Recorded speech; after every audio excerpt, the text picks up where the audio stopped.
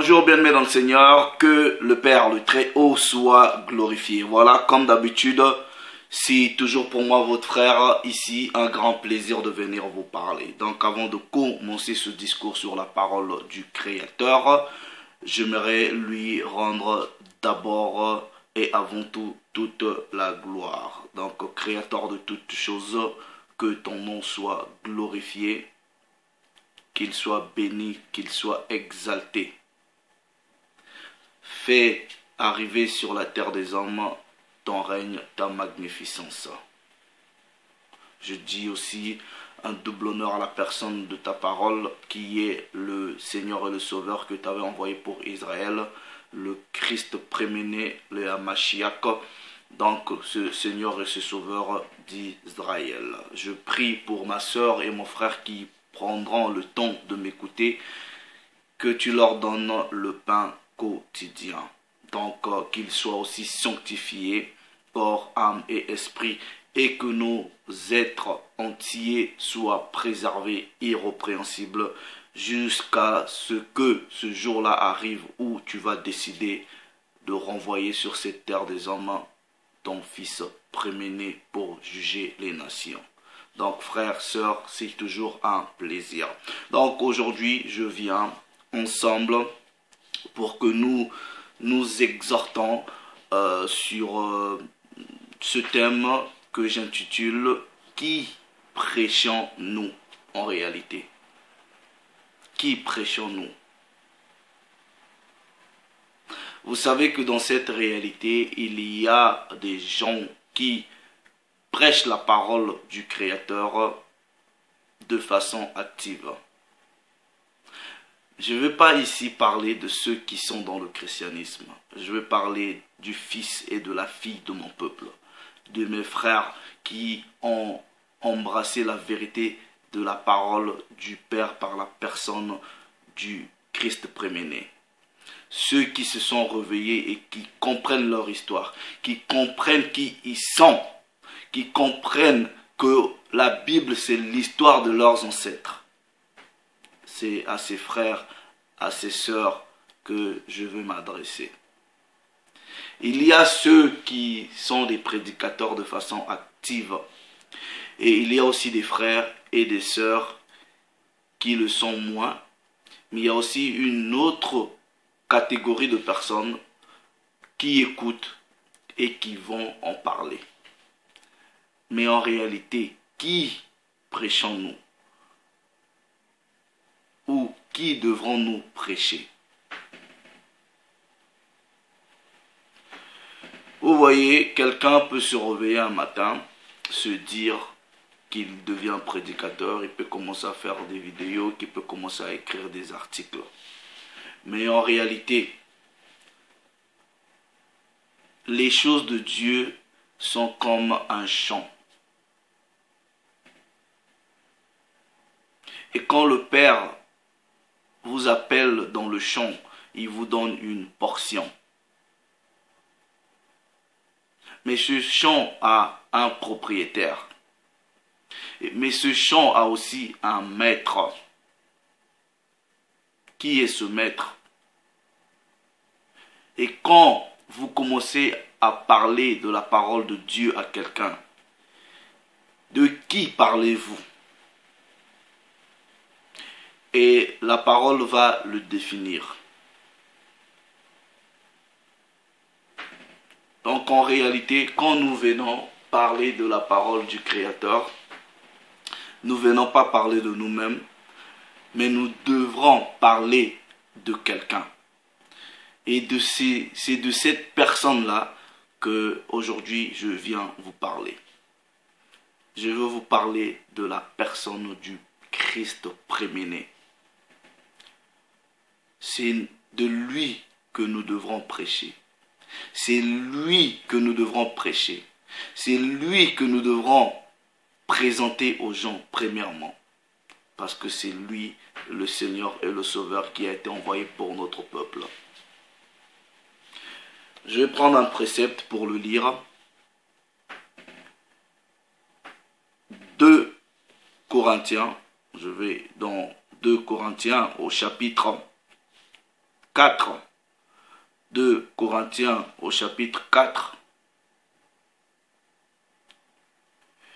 Du verset 5. Il est écrit: nous ne prêchons pas nous-mêmes.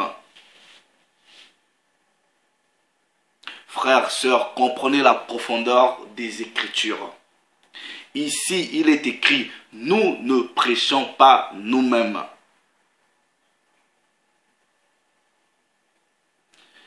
C'est le Hamashiach, ou comme il est écrit, c'est Jésus-Christ, le Seigneur, que nous prêchons. Et nous nous disons vos serviteurs à cause de Jésus. Donc, si je viens pas pour me servir de vous, mais je viens vous servir la parole du Créateur par la personne du Maître. Donc, c'est le Maître que je dois vous présenter. Qui prêchons-nous? Nous ne prêchons pas nous-mêmes. Nous ne prêchons pas peut-être nos connaissances des Écritures, mais en réalité, le focus, le centre principal de notre activité doit être la personne du Hamashiach, du Christ Jésus.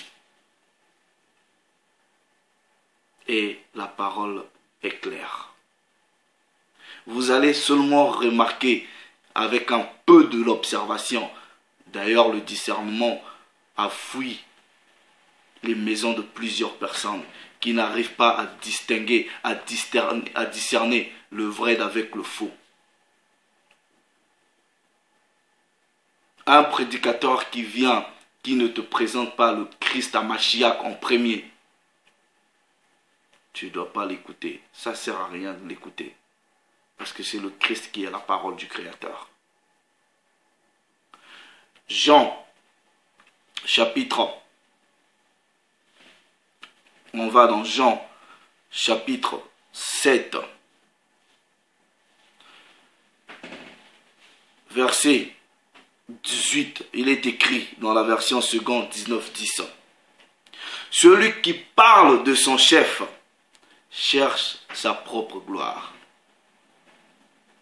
Oh, non mais...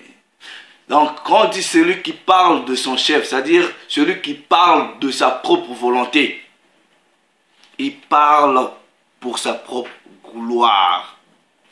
Mais celui qui cherche la gloire de celui qui l'a envoyé, celui-là est vrai et il n'y a point d'injustice en lui. Nous ne devrons pas venir parler parce que c'est des sentiments qui nous prennent. Nous ne devons pas venir parler parce que vous cherchez à être glorifié des âmes. Parce que vous cherchez des vues. Parce que vous cherchez à être trouvé spécial. Moi, j'ai toujours dit, moi, je ne suis pas spécial. Je ne connais pas tout. Voilà, le peu que j'apprends, j'apporte aux frères. Voilà, c'est comme ça s'arrête là. Je ne me sens pas au-dessus des gens. Non, je parle pas, c'est pas pour ma gloire. C'est pas pour ma gloire.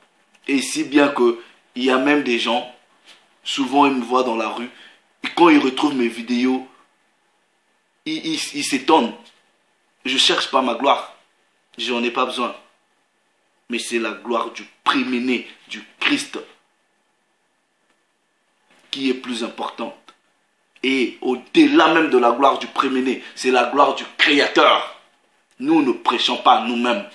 Nous prêchons chez Hamashiach là. Nous prêchons ce Christ Yahaoshai, ce Christ Jésus. Un prédicateur, il va faire quoi pour vous? Il n'a pas payé le prix pour vous. C'est le Christ qui a payé le prix pour vous. Donc frère, sœur, tu peux venir écouter une exhortation d'un frère, mais sache que en allant apporter cette bonne nouvelle à une autre personne, rappelle-toi que nous prêchons le Maître. C'est le Maître qui doit être présenté aux gens. Parce que c'est le Maître qui représente le salut de ton peuple.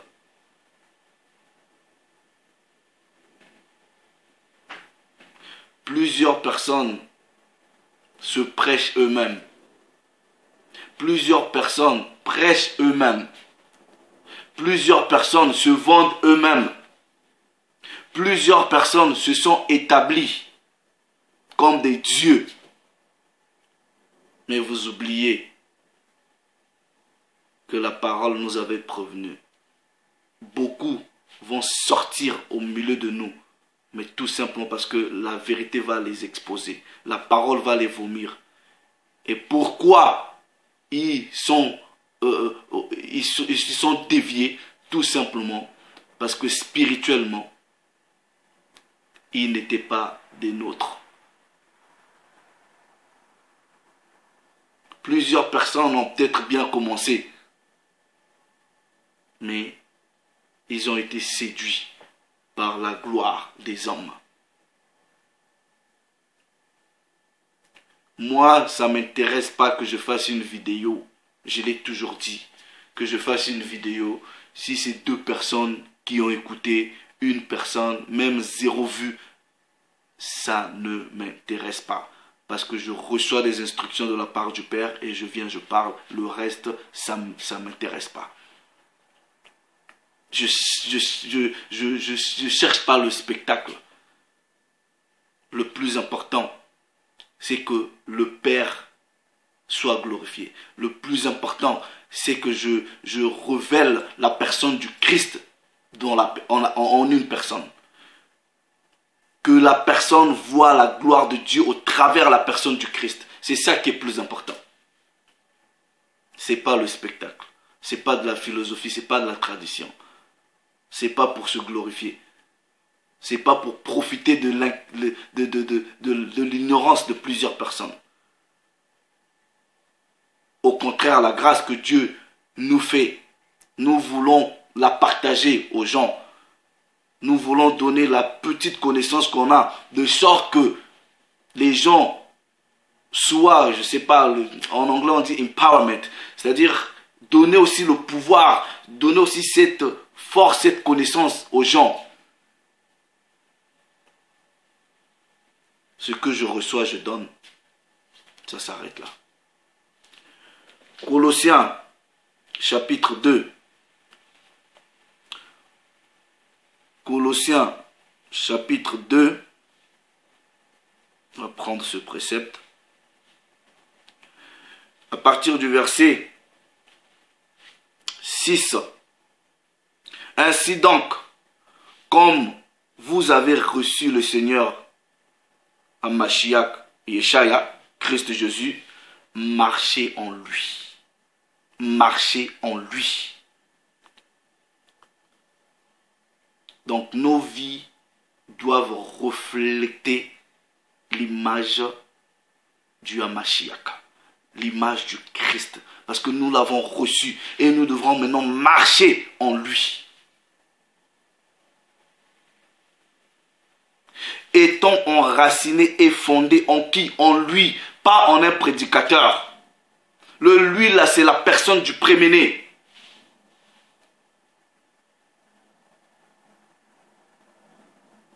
Par la foi, d'après les instructions qui vous ont été données, et abonder en action de grâce. Verset 8. Prenez garde. J'aime le prenez garde en anglais parce que ça c'est fort. Mais la parole néanmoins dit ici, prenez garde. Que quoi? Que personne ne fasse de vous. Que personne ne fasse de vous sa proie. Par quoi? Par la philosophie et par une vaine tromperie, s'appuyant sur la tradition des hommes, sur les rudiments du monde et non sur Christ. Plusieurs personnes, plusieurs prédicateurs ici ont pris plusieurs personnes. Ils sont des gourous. Ils prennent plusieurs personnes en captivité mentale, spirituelle, physique même. C'est de la tromperie, c'est de la vaine tromperie. Frère, tu peux avoir l'impression que la personne qui vient te parler connaît les Écritures. Tu peux avoir cette impression-là. Ne te complexe pas. Ok? Ne te complexe pas.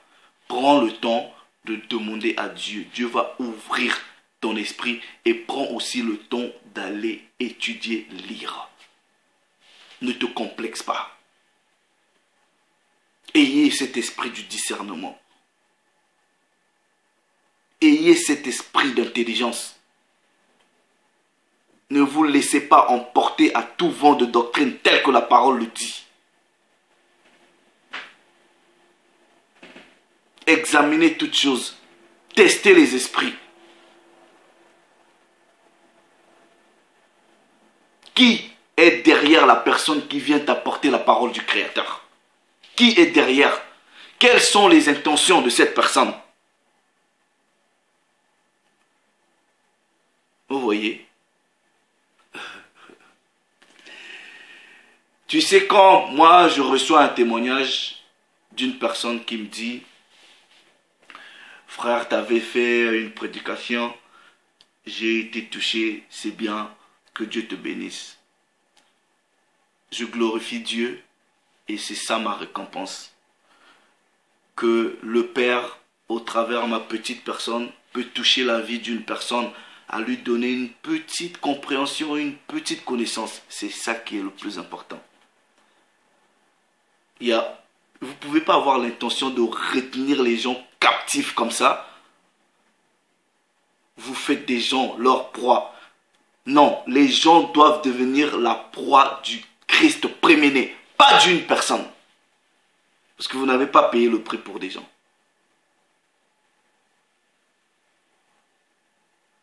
Mais est-ce que la personne qui vient, qui vous parle de Dieu,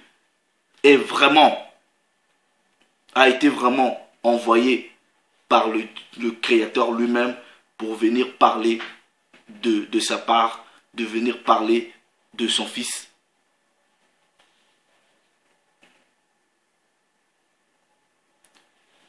Prenez le temps d'écouter les gens qui vous prêchent la parole.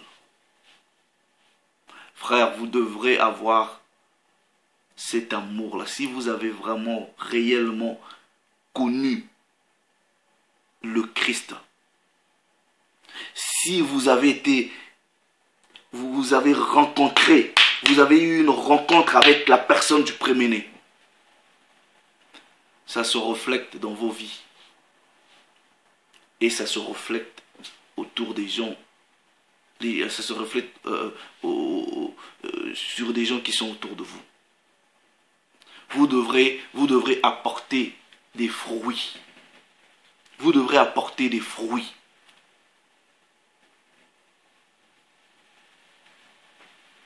Qui prêchons-nous? Il y a des gens qui prêchent, soi-disant ils viennent de Dieu, mais vous sentez une certaine aversion, vous sentez une certaine haine, même des choses de Dieu. Même de la parole, même de la personne du Christ préméné. Qui prêchons-nous? 1 Corinthiens. Je vais lire 1 Corinthiens au chapitre 12. 1 Corinthiens au chapitre 12. Du verset 3. 1 Corinthiens chapitre 12 du verset 3. Version de la Bible de la liturgie. Il est écrit: c'est pourquoi je vous le rappelle, si quelqu'un parle sous l'action de l'Esprit de Dieu, il ne dira jamais Yahaoshai ou Jésus est anathème, Jésus est maudit. Ça veut dire quand quelqu'un vient et s'il est sous l'emprise de la parole, de l'Esprit du Créateur, il ne peut pas tenir des propos malsains de la personne du Seigneur. Il ne peut pas. C'est un blasphème. Et vous allez comprendre, ceux qui tiennent des propos malsains contre la personne du préméné, ils n'ont pas l'esprit du Père. Parce que la parole dit, et personne, ok, n'est capable de dire Jésus est Seigneur, le Christ est Seigneur, sinon dans l'esprit. Nous devrons proclamer la personne du Hamashiach. Mais non, la personne du Hamashiach ou du Christ Jésus que nous proclamons, c'est le Christ Jésus de la Bible. Nous savons tous que c'est un homme noir. Ce n'est pas le Christ Jésus qu'on a menti avec le christianisme actuel où on a tout blanchi. Non. Peu importe, nous devons parler des choses telles que la vérité biblique nous le démontre, l'histoire nous le démontre, mais ça reste le personnage central de notre action. Que le Père, partout où vous êtes, frères, sœurs, nous aide tous à comprendre que le personnage principal de notre action, c'est le Hamashiach. Je vais finir cette petite exhortation en allant dans le livre d'Éphésiens. Éphésiens chapitre 1er, je lis à partir du verset 16, il est écrit: je ne cesse de rendre grâce pour vous, faisant mention de vous dans mes prières. Prions pour chacun de nous. Priez pour moi, je prie pour vous. Afin que le Dieu de notre Seigneur Christ Jésus, Hamashiach Yahushai, le Père de gloire, vous donne un esprit de sagesse et de révélation dans sa connaissance, et qu'il illumine les yeux de votre cœur pour que vous sachiez quelle est l'espérance qui s'attache à son appel et quelle est la richesse de la gloire de son héritage qu'il réserve aux saints et quelle est envers nous qui croyons l'infinie grandeur de sa puissance, se manifestant avec efficacité par la vertu de sa force. Il l'a déployé en qui?